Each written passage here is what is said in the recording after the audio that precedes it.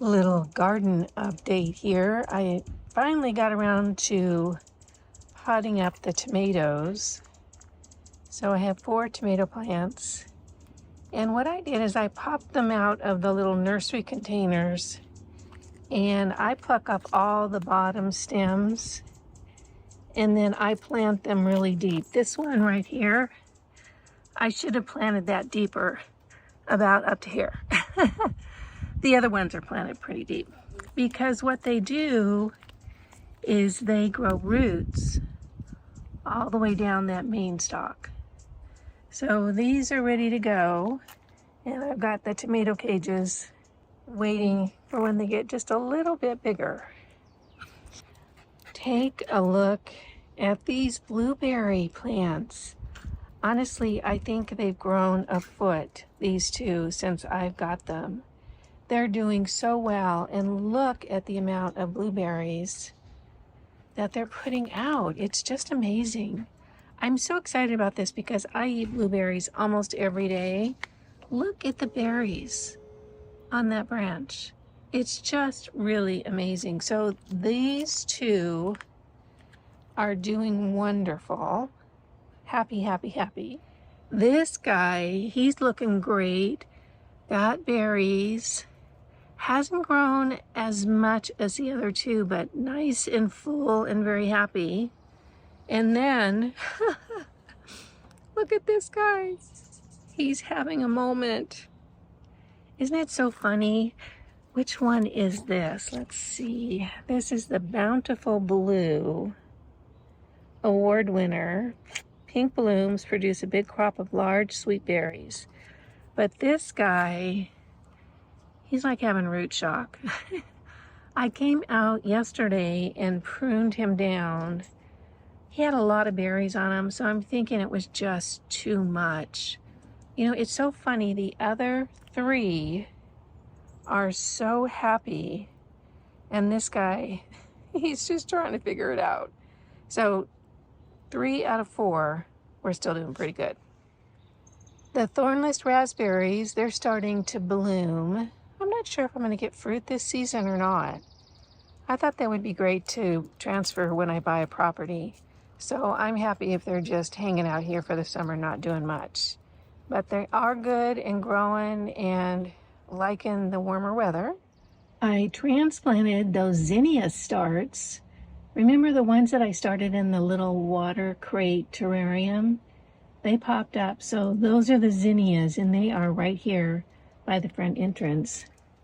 There's my little garden buddy right there. She's literally my shadow. So the zinnias are doing good, and then I did put in a couple of hanging pots. This one is right next to the hummingbird feeder, and then this one is next to the regular bird feeder. So I can see both of these out the windows. It's really fun. And has some blooms on the bottom of this planter bed.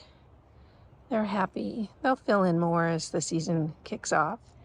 You might remember when I planted the creeping thyme seeds. So they're starting to come up, getting them in both those containers. They're doing well. And then over in the egg cartons, they're a little slower. I think because the egg carton dries out pretty darn quick, so they got a little dry and that slowed them down. And the herb garden is doing great. Things are laying down just a little bit because I just watered. The basil is looking nice and full. I actually went along and trimmed it a little, plucked off the tops so that it will bush out. And I'll continue to do that throughout the summer. The parsley is amazing. And then in the back there, I've got dill. And that second pot is cilantro. And it's just now starting to come up. Here we have oregano. Over here, the cilantro. So I'm going to have plenty of fresh herbs for cooking this summer. Hey, Luce. What are you doing?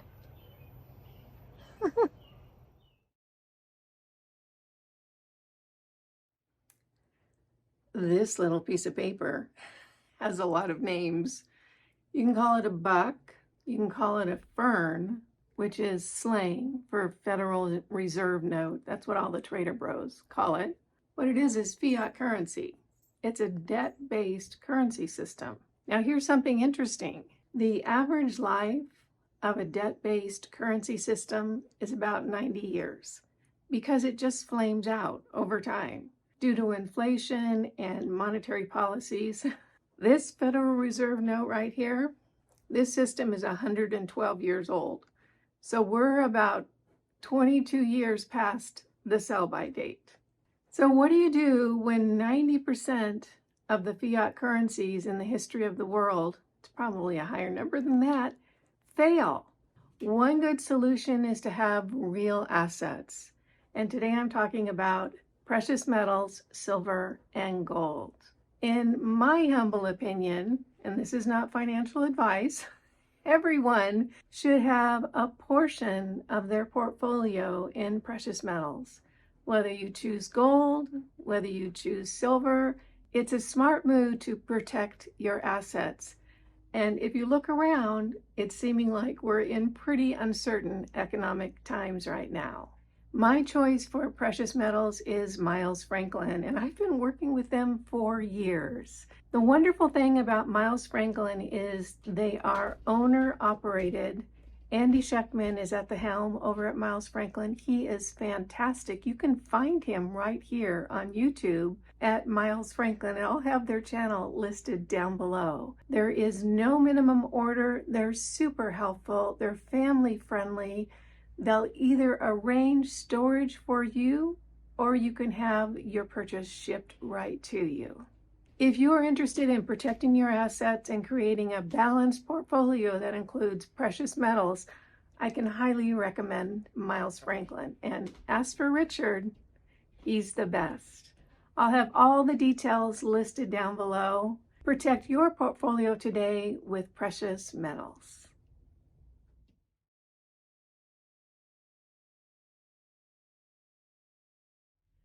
I've had so many of you ask me about the AHA Halo. I had mentioned it sort of briefly in a video a few months back. So many of you have popped in and said, hey, I need to know more. So I thought we would do that today. This is the AHA Halo.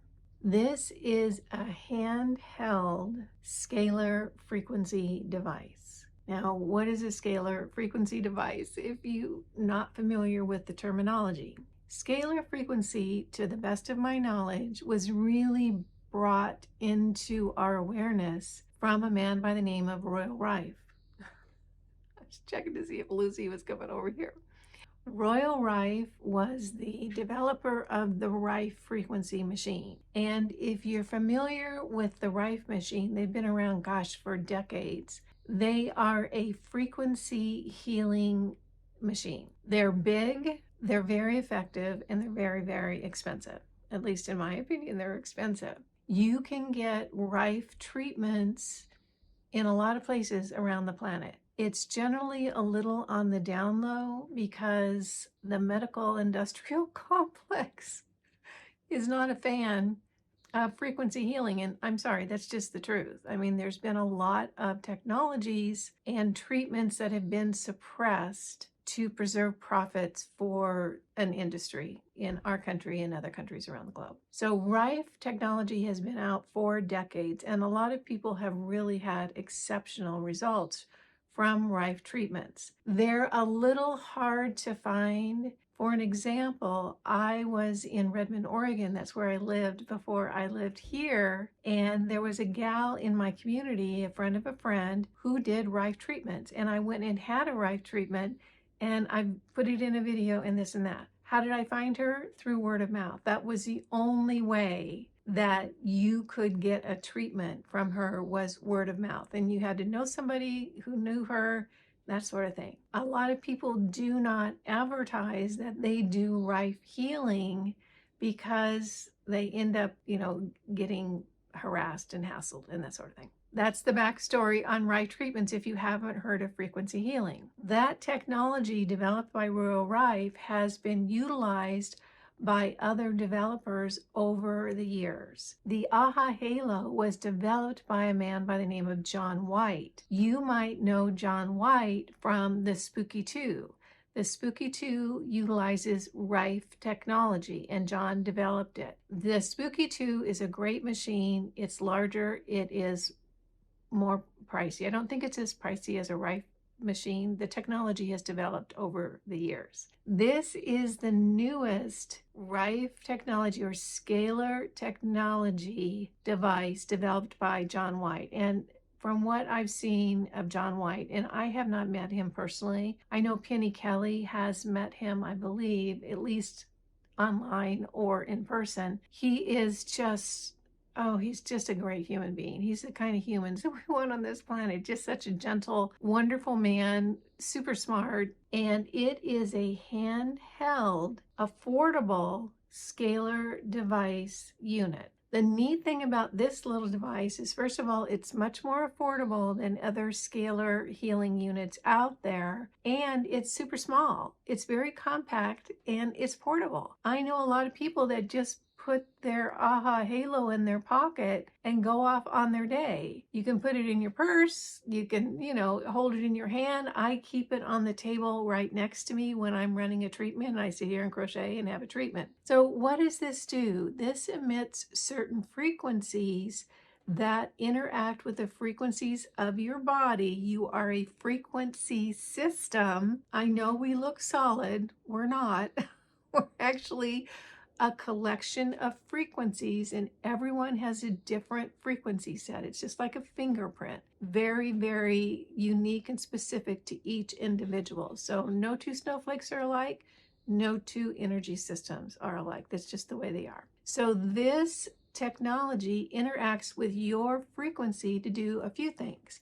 It can impact your mood, it can impact your state of being, it can impact your health, it can impact your physicality. That's what frequency technology does. The difference with the AHA Halo is that, as far as I know, it is the most portable, easy to use, and affordable scalar unit available. I haven't seen anything else that compares. This particular unit can hold 30 programs, and the programs are things like healing and eyesight and sinus issues and gratitude and well-being. So they vary all the way from state of being or mood to actually impacting different parts of the body. This unit can hold 30 programs, but there's lots and lots of programs available on the app that you put on your computer, and that's where you download the programs into your unit. The device is really well designed and super easy to operate. So you can see the charging port right down here, and then the screen here. The functions are right here on this pad. So you're going to go ahead and press to turn it on, and you can see it comes up with the last program that you used, and you can scroll easily through the programs with the up and down button, and then you select and it starts working. Now this little element here, it's called, I think it's the breathing element, and it's going to show you that the program is running. So if you decide that you want to pause the program, you just hit right here. And then when you're ready to turn it off, you just long press that same button and the entire unit powers down. Here is the program on your computer, and this is downloaded from the AHA Halo site. And what you want to do is you want to plug your unit into your computer first and then open the programs. What you can do here is you can select what programs that you want on your device. And you can see there's lots and lots of different choices here. Delta waves, theta waves, alpha, beta, gamma, acceptance, aura clearing, cosmic frequency, Then there's bladder pathways, gallbladder pathways, heart pathways. So this is health issues right here. This looks like it's attitude issues right here. And then over on this side, it shows you what is loaded on your particular unit. So these are what I have on my unit right here. So I have 29 of 30 programs. You can have a maximum of 30 to load on your device. And you can see there's holistic body care. I don't know what Solfego is, do you? Spiritual well-being and energy pathways. So that's the peptide library. Here's the regular library: comfort, sleep, beauty, cleansing, holistic body care, and physical well-being. And you can see that there's even more than that as you scroll down. So there's specific programs for women, specific programs for men, spiritual well-being, emotional well-being. It really is a very, very comprehensive little program that you can put together. So the back end, actually working with your unit, is pretty easy. You just load the programs on that you want, and your little unit will have them for you to use. So that's a little about the AHA Halo. I think this thing is amazing. If you want to have a good day, go ahead and set it on the love frequency, stick it in your purse, and go out and do your regular stuff. Everybody just gets really nice when they're around. Because it has a 1 meter radius, in other words, it reaches 3 feet circumference. Anyone that comes into contact with you when you're either got this in your pocket or in your purse, they're going to be impacted by it as well. We do have a wonderful discount on this particular unit. All the details are listed in the description box down below. If you've been thinking about it, this might be a good time to take a look with the savings. I can tell you that the unit is so easy to operate. It's very intuitive. It's really pretty. It's very yummy, calming, and just feels good to use. It stays charged for a long, long time. So you actually can take it with you throughout the day and have it continue to work. So the AHA Halo, we've got a discount code. It's a neat little addition to your healthy lifestyle. I think you're going to love it.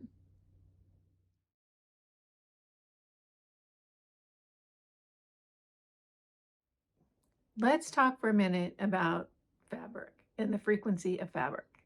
And if this is new to you, that's okay. I mean, it's new to a lot of people. Everything has a frequency, everything. Fabrics have frequency. That's why it is quite common for people to feel really good or really drawn to like organic cotton or linen or wool, you know, things that are natural fabrics, as opposed to something like polyester or acrylic. There is a different frequency for every fabric.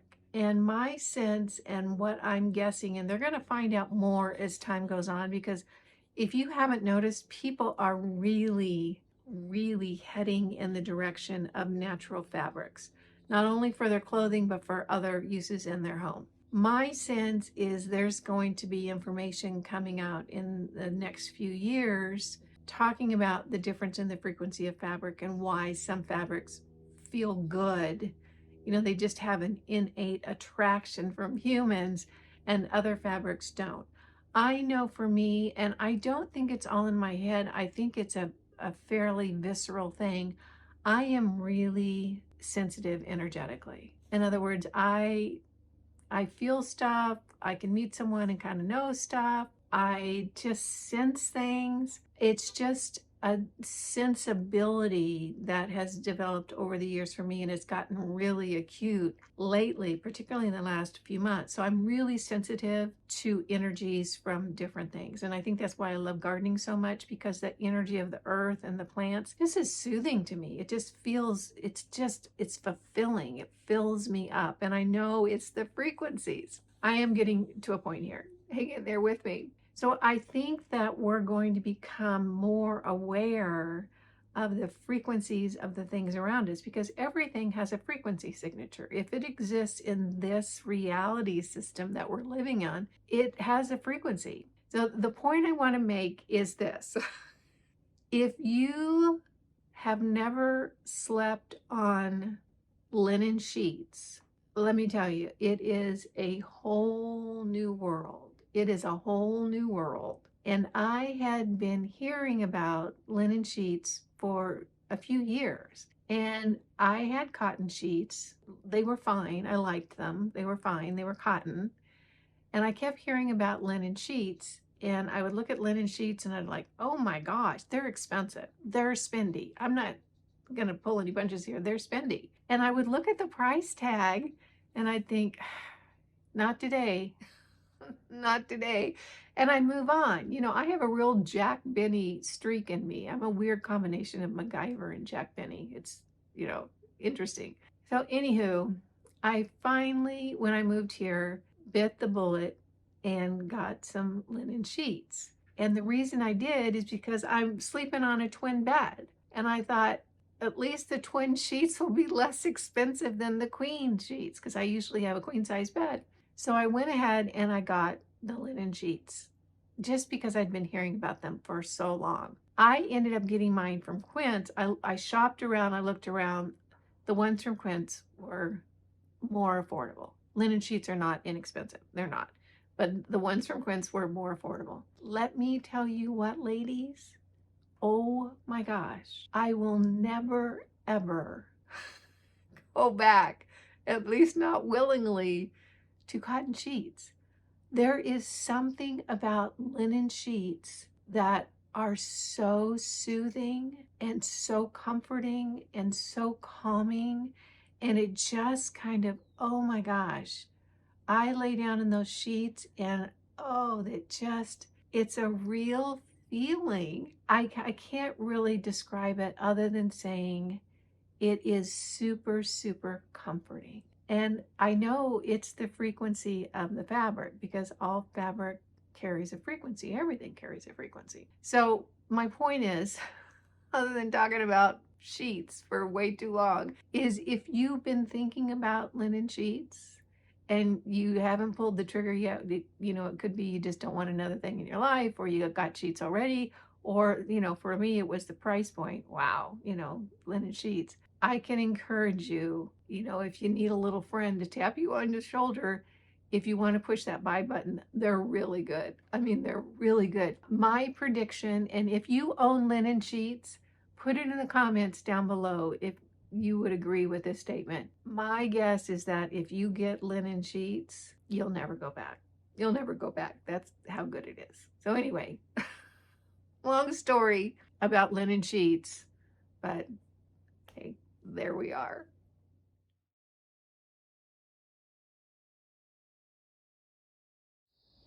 It's time for our gut health minute. Today, we're continuing on the whole detox thing. And what I want to talk about today is your gut health. And between you and me, I think the gut needs a good PR team, because I cannot think of a worse word than gut. I don't like it at all. But here we are. We're talking about gut health. Why is gut health important? Because all that microbiome diversity in your gut is what helps keep you healthy. And people who have poor gut health generally have low diversity in the gut microbiome. Now, why does that happen? Well, there are a lot of things in our environment right now that are really killing the diversity of the gut microbiome. One of them, of course, most of us know this, is antibiotics. The other things could be vaccines, could be the toxicity in the environment around us. If you're interested in finding out more about the science behind gut health and microdiversity, particularly the issue of bifidobacterium in your gut, which is one of the most important issues around gut health, I would really recommend that you follow Sabine Hazan on X. She's done some incredible work on gut health and how to restore gut health. And when people come to her with serious gut issues and then they get their gut back into shape, it's amazing the changes that she's seen in her clients that really restore their gut health. So how do you keep your gut healthy? Well, one of the easiest ways and pretty doggone affordable is through fermented foods. Now, what are fermented foods? The short story is fermented foods, they're going to create the lactic acid producing bacteria in your gut. So if you can eat anywhere from a quarter to a half a cup to even maybe a cup of fermented foods a day, you're really going to improve your gut health, which helps your body to detox more easily. You can get probiotics and take probiotics. That's certainly an option. But another option is just to eat them, which I think is a pretty cool thing. You can find fermented foods in the store, and I've got several here. One, of course, is kimchi. Now, this kimchi is just about empty because I've eaten most of it. What I'm going to do is when I'm done with this kimchi, see that sauce in there? I'm going to actually make a kimchi of my own, and I'm going to take this sauce and add it to the sauce that I put in my kimchi to ferment it. So don't throw things like this out. Keep them because they're just little goodies for your gut. Of course, another really popular fermented food is sauerkraut, and I've got a couple of here. This is a kimchi flavor sauerkraut, and this is turmeric, ginger, and jalapeno. These are available usually in the pickles section of the grocery store. Now, both of these were about $10 each. So you can see this is a small jar. In my mind, I understand that this takes a process. These are both organic products. I do think $10, we can do better than that. And then of course there is kombucha, and I will pick these up. These generally run around $3.50 to $4.50. And I will keep a couple of these in my refrigerator all the time. I won't drink a whole one in a day. I just won't. I'll drink a little bit and then put it back in the refrigerator and just drink the rest over a few days. So there are fermented foods available in the marketplace. If you can find them on sale, that's awesome. What you can do, however, is you can make your own fermented foods, and that's what our ancestors did all the time. There are two really big benefits. Well, actually, I think three really big benefits to fermenting your own food. Number one, it makes this $10 jar of sauerkraut turn into like a 50-cent jar of sauerkraut. I mean, cabbage is super, super inexpensive. Definitely fermenting your own foods is a way to improve your gut health and do it very, very affordably. The second reason you want to ferment your own foods is because it's cheaper than buying probiotics, and you can get all the same benefits and ferment the types of foods that you really enjoy eating. Third, it's super easy. I have not fermented foods myself, but I've watched a ton of videos on YouTube recently, which you can find. There's about 1 million videos on fermenting foods on YouTube. You can find a ton of them. And the neat thing about fermenting your own foods is if you enjoy carrots, you can ferment your own carrots. If you enjoy cabbage, you can ferment your own cabbage.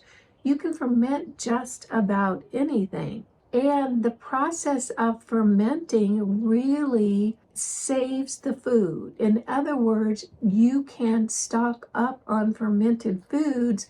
If we have a food shortage or if there's food issues, it's a way to preserve food in a really easy, affordable way that doesn't involve all the steps of canning. There are a few things that you would need in order to ferment foods. One of them, of course, is a mason jar. I've got one right here. And my tip is don't buy them off of Amazon. My experience is you can find mason jars like this. I choose the wide mouth so I have a larger opening in order to work with the contents. I find them at hardware stores, and that seems to be the most reasonably priced place. You can get like a 6 or 12 in a little flat, and it seems to be more affordable than Amazon. The other things that you're going to need is some type of burping method, because you need to off-gas the jar while it's fermenting. And then you also want fermentation weights, because you want to be able to completely submerge whatever it is you're fermenting in the jar. I'm going to be fermenting a number of things this week, and we can talk about it next week about how it went. I might show some clips and that sort of thing. What I have in mind is I'm going to make my own sauerkraut. I might make some kimchi because I've got that kimchi sauce in there, and it seems that the diversity of spices that go into kimchi really does positively impact your gut health. So those are two, sauerkraut and kimchi. I'm also going to ferment some ginger. Doesn't that sound good? I bought a whole bunch of ginger at the health food store the other day. I'm going to do garlic and honey, fermented garlic and honey. And then I'm actually going to do one right now with you guys. This one is super easy because you don't need to measure. There's nothing really detailed that you have to do. What I'm going to do is preserve some lemons. So I have here a wide mouth mason jar. I cleaned it out, and with these lemons, I bought organic lemons. I'm fortunate in that there is a health food store near me that everything in the produce section is organic. And I found that out because I went up and I asked, is this organic? And she said, everything's organic. The reason I like that, even though they might be a little bit more than the chain stores in my area, I'm willing to pay that. Number one, to support them. And number two, I don't have to hunt and peck in the produce department of that store to make sure I'm getting organic. Everything's organic.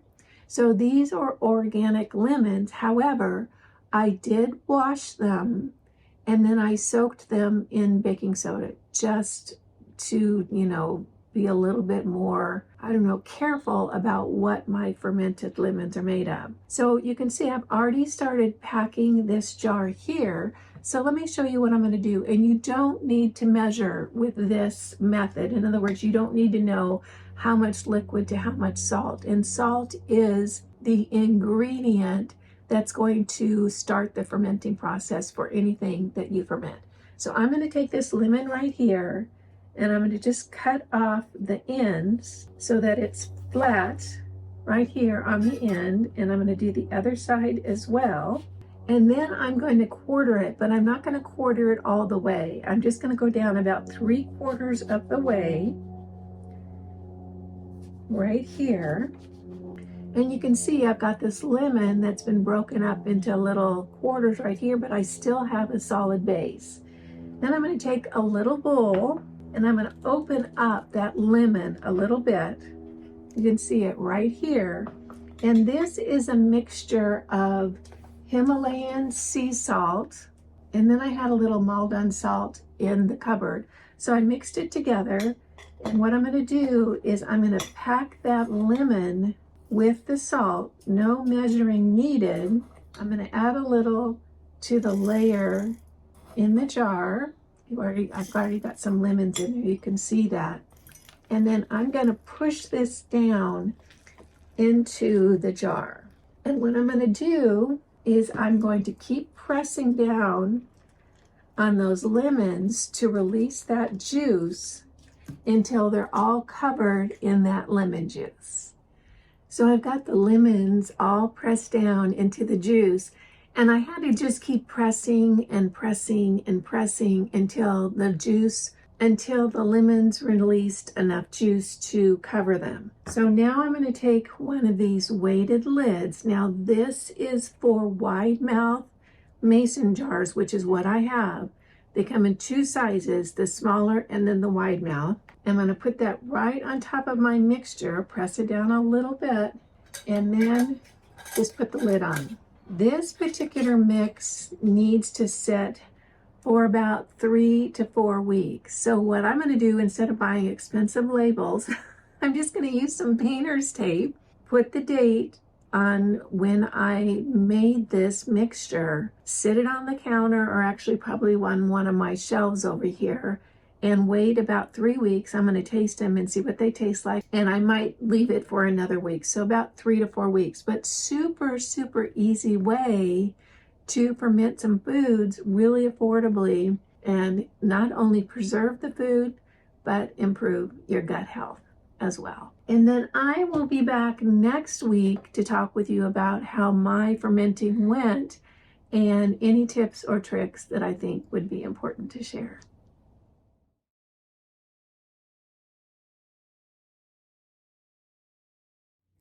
It's time for the crochet update.